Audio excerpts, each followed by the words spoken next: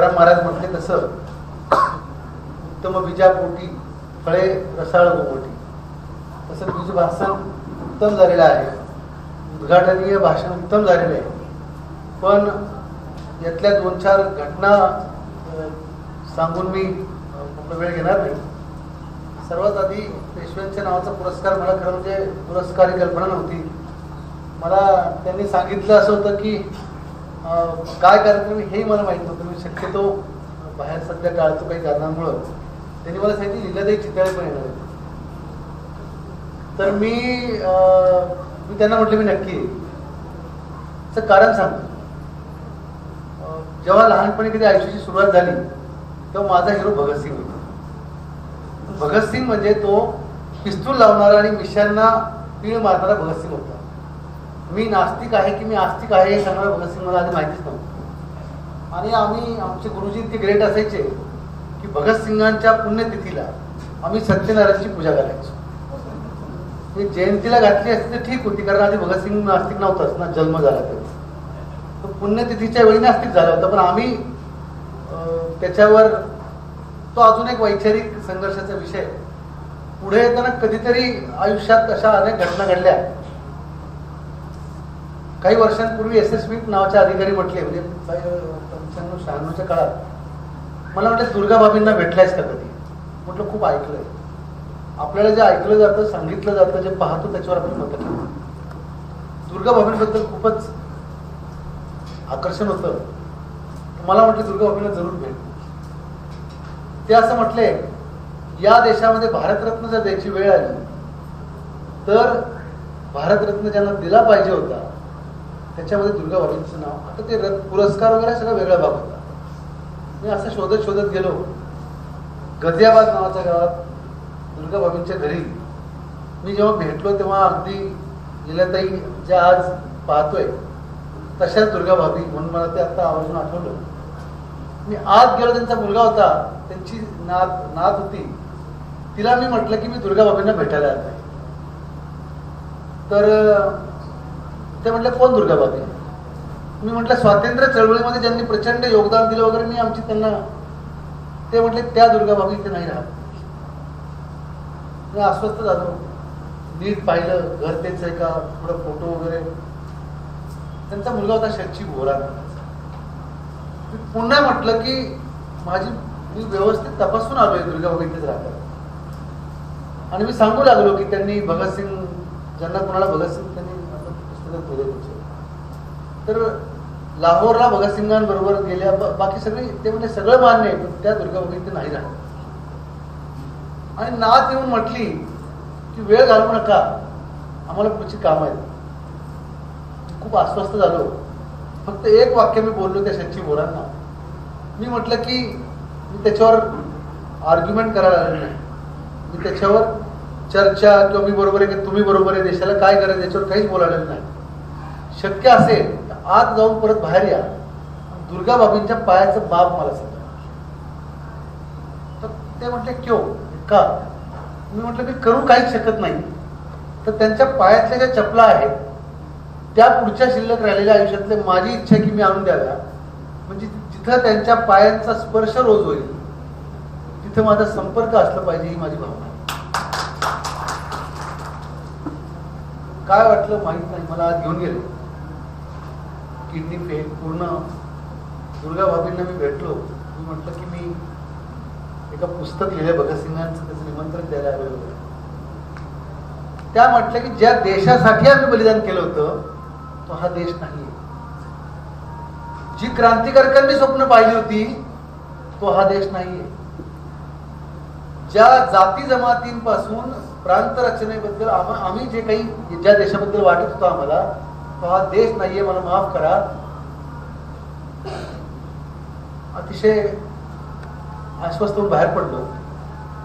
काही महिन्यांनी म्हणजे भगतसिंगांचे भाऊ कुलतार सिंग वगैरे आले होते आणि दुर्गा भाभीचं देहांत झालं. त्याच्या आधी मला पत्र आलं, उत्तर आलं माझ्या याचं. तर दुर्गा भाभींवर एक मी लेख लिहिला सकाळमध्ये. तो असा लिहिला होता की दुर्गा भाभी आम्हाला माफ करा, आम्हाला माफ करा. आम्ही भगतसिंग जिवंत ठेवला, भगतसिंगच्या विचारांचा मात्र आम्ही हिरो म्हणून भगतसिंग स्वीकारला, आम्ही दुर्गाबाबी स्वीकारली, आम्ही चित्रपट निर्माण केले, सगळं निर्माण केलं. तुमची स्वप्न मात्र आम्ही उद्ध्वस्त केली, आम्हाला माफ करत होतो. मी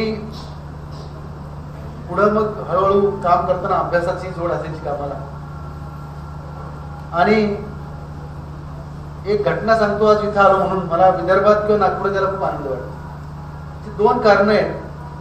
1986 साली गांधी हे काय आमचा आदर्श. 86 साली जेव्हा पंजाबमध्ये गेलो तेव्हा पंजाबमध्ये मेहता चौक गुरुद्वारा म्हणून जो गुरुद्वारा भिंद्रनवाल्यांनी प्रवचन देऊन सुरुवात केली, 10 किलोमीटर घुमान नावाचं गाव. त्या मेहता चौकामध्ये प्रत्येक घरामध्ये कमीत कमी 1 फोटो, जास्तीत जास्त 2 फोटो आणि वाढला तर 3 फोटो. एक होता भगतसिंगांचा फोटो, एक होता गुरु गोविंद सिंगांचा, एक होता भिंद्रनवालेचा फोटो. मी असा विचार करत होतो, अरे तो जो भगतसिंग आहे तो माझा हिरो आहे, तो याचाही हिरो आहे. गुरु गोविंद सिंग आहे तोही त्याचा हिरो आहे, पण भिंद्रनवाले हा मध्ये कुठून आला? 10 किलोमीटर अंतरावरच्या गावात गेलो, नामदेवांचं गाव घुमान नावाचं. त्या गावात एकही गावात अतिरेकी झाला नव्हता, एकाही घरात भिंद्रनवालेचा फोटो नव्हता. मी असं विचारलं, असं काय आहे या गावात? या गावात एकही अतिरेकी नाही. ते लोक म्हटले नामदेवांचं गाव. मी महाराष्ट्रीयन असल्याचा अभिमान वाटला. जरी आपण जात प्रांत धर्म सोडलं पाहिजे असं म्हणतो, तरी अशा वेळी आपल्या प्रांतिक अस्मिता जागा होता, तरी नामदेव आमचा आहे म्हणून मला अभिमान वाटला. तर त्यांनी एक विनोबा भावांचं वाक्य सांगितलं.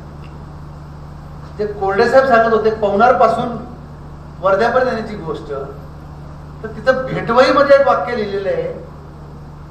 ते असं आहे, जो पंजाब सिकंदराला सैन्याच्या बळावर जिंकता आला नाही, तो नामदेवांनी प्रेमाने जिंकला. जिंकणं हे शस्त्राच्याच बळावर असतं असं जे कोणी सांगतात, त्यांना कुणीतरी सांगितलं पाहिजे की जिंकता प्रेमाने सुद्धा येतो, पराभव शस्त्रांच्या बळावर. गांधींचा संबंध कसा आला? गांधींची आमच्या मनातली प्रतिमा म्हणजे आम्हाला लहानपणी शिकवलं जायचं गुरुजींकडनं. गुरुजी हा मोठा माणूस असतो की आपल्याला दुर्बल केलं बुद्ध, महावीर आणि गांधी. आणि तीच भावना घेऊन मी जगत होतो. हळूहळू पुढे गेलो तेव्हा गांधी कळू लागला. भगतसिंग मोठाच वाटत होता. मी नागपुरात आलो म्हणून परत सांगतो, 1898 साली भगतसिंगांचे वडील सरदार किशन सिंह तेव्हा विदर्भामध्ये ते वानखेडे साहेब बसलेले आहेत. शेतकऱ्यांच्या आत्महत्यांवर आपण बोलतो आणि विचारतो की पहिली आत्महत्या कधी केली शेतकरी. अनेक आकडे येतात. त्या किशन सिंहांनी भेट दिली. फिरोजपूर मधून सर्वांना गोळा करून अन्नधान्य आणलं होतं विदर्भातल्या शेतकऱ्यांच्या कुटुंबियांना मदत करण्यासाठी, ट्रकच्या ट्रक भरून. हिमाचलला पूर आला, विदर्भात गुजरातमध्ये भूकंप झाला, काश्मीरात पूर आला. हे कुटुंब जायचं भगतसिंगांचं. तर किशन सिंग इथं आले तेव्हा लक्षात आलं की त्या शेतकऱ्यांची मुलं आत्महत्या करतात. 1898 सालची गोष्ट. मला माहित होतं, मी पुस्तक आणले असते, मी माझ्या पुस्तकात उल्लेख केलेला. आणि जाताना आत्महत्या केलेल्या शेतकऱ्यांच्या मुलांना दत्तक घेऊन गेले विदर्भात आणि अनाथाश्रम काढला.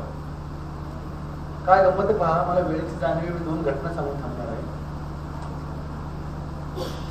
भगतसिंगांचा जन्म 1907 साली झाला. 1926-26 दशकात गरिबांचे प्रश्न पाहून, सामान्य माणसांचे प्रश्न पाहून, शेतकऱ्यांचे प्रश्न पाहून त्यांच्या मनात वेदना वाढीस लागत होत्या. त्यावेळी त्यांना वाटायचं की आपण काहीतरी केलं पाहिजे. या तेव्हा कुणीतरी आज सांगितलं, तुमची किती थोर कुटुंब आहे हो. तुमचे वडील 1898 मध्ये विदर्भात गेले, शेतकऱ्यांची मुलं आणली आणि किती सेवा केली त्या मुलांची, अनाथ मुलांची. त्याच्यावर एक भाष्य केलं होतं भगतसिंगांनी. ते असं म्हटले की आम्ही केलेली कृती नक्कीच चांगली आहे, वाईट नाहीये.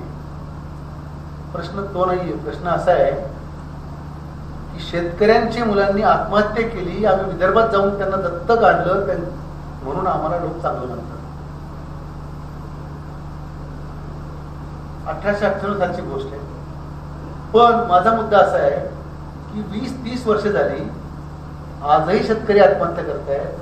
शेतकरी आत्महत्या करणार नाही अशी व्यवस्था कधी बदलेल, त्याच्यासाठी माझा संघर्ष. कुठेतरी आम्हाला असं वाटलं, आम्ही अनाथ मुलं काश्मीरमधनं आणली, पंजाबमधनं आणली. आम्हाला असं वाटायचं काय मोठं काम केलं आम्ही. बरं, अनाथ मुलं त्यात काश्मीरची दिसायला सुंदर असतात, वृत्तपत्रांना चेहरा लागत असतो, खूप फोटो छापते.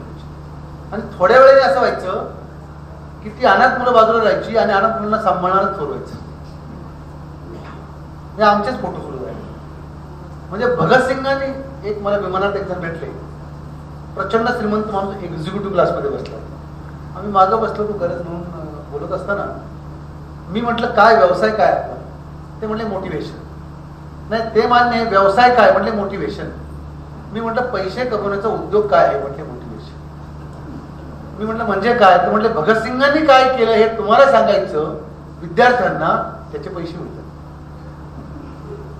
आता साईबाबा आणि गजानन महाराजांनी जे काही केलं ते आम्ही तुम्हाला सांगायचं, त्या बदल्यात आम्ही श्रीमंत होतो, म्हणजे मोटिवेशन. प्रश्न जगण्याचा जेव्हा येतो तेव्हा गांधी किंवा भगतसिंग हे जगणं अवघड माहिती. प्रोफेसर जेव्हा बोलत होते मी मनातल्या मनात कनेक्ट करत होतो.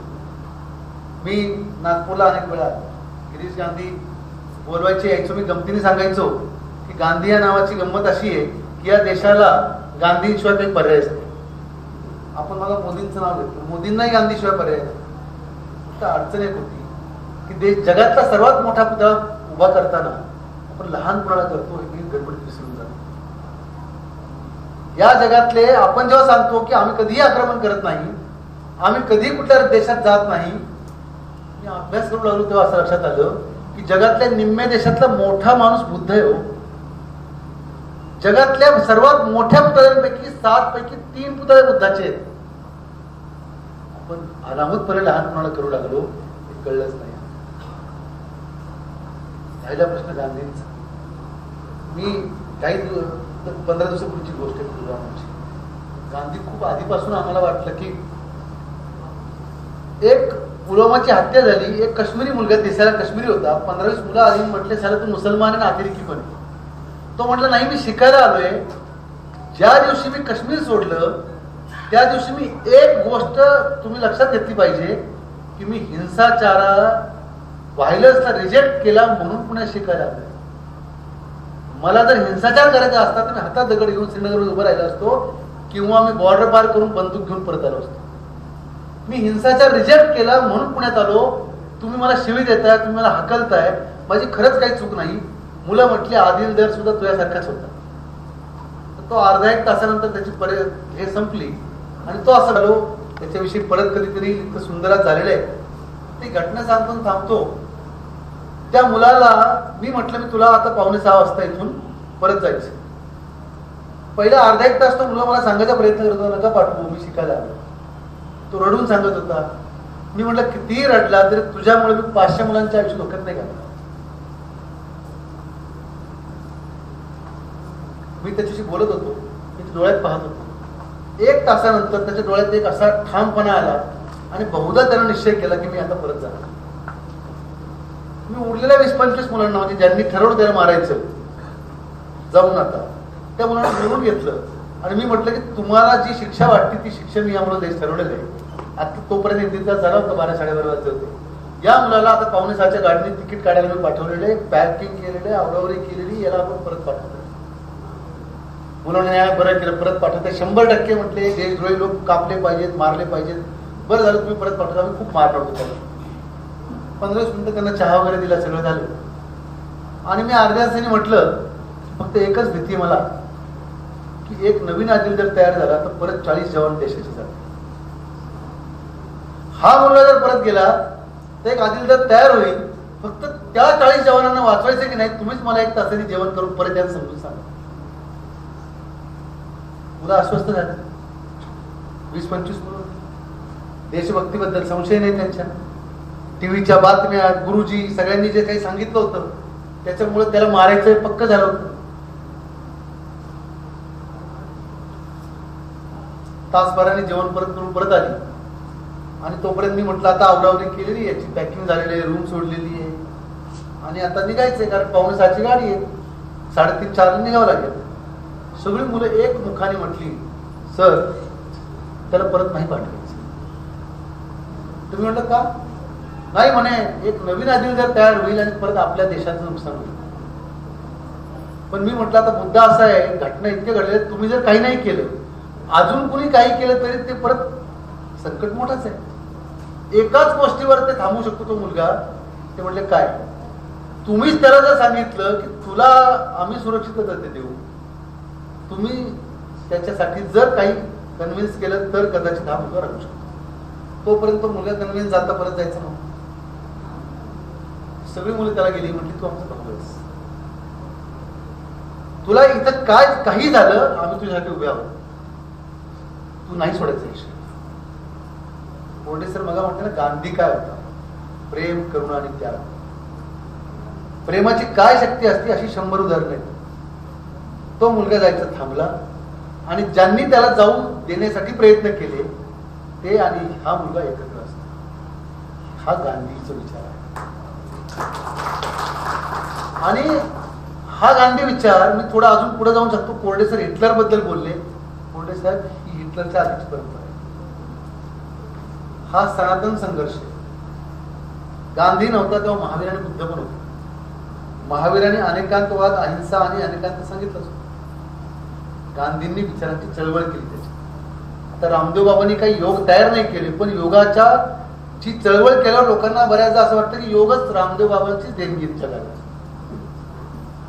पण गांधी आजही गांधी काश्मीरमध्ये गांधींच्या नावाच्या एकाही संस्थेवर दगडफेक झालेली नाही. लल्लेश्वरीच्या नावाच्या एकाही संस्थेवर दगडफेक झालेली नाही. गांधी जेव्हा देश जळत होता, दंगली होत होत्या जातीय देशामध्ये, तेव्हा गांधी सांगायचे मला जर कुठे या देशामध्ये आशेचा किरण दिसतोय तर तो फक्त काश्मीर मधून दिसतो.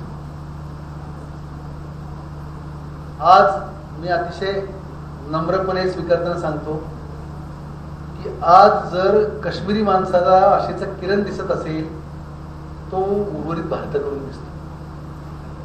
तो काही पाकिस्तान, बांगलादेश किंवा अमेरिकेकडून दिसत नाही. पण तो किरण दाखवायचा का नाही ती जबाबदारी आपली. आज सरहद्द संस्थेत 150 मुलं शिकतात. अनेक प्रसंग आहेत. आता मोहावरत नाही वेळ झाला तरी शेवटचं सांगून थांबतो की काश्मीरी माणसाला पाहिजे काय. एका मुलाचे वडील खूप मोठे अतिरेकी होते, खूप मोठे.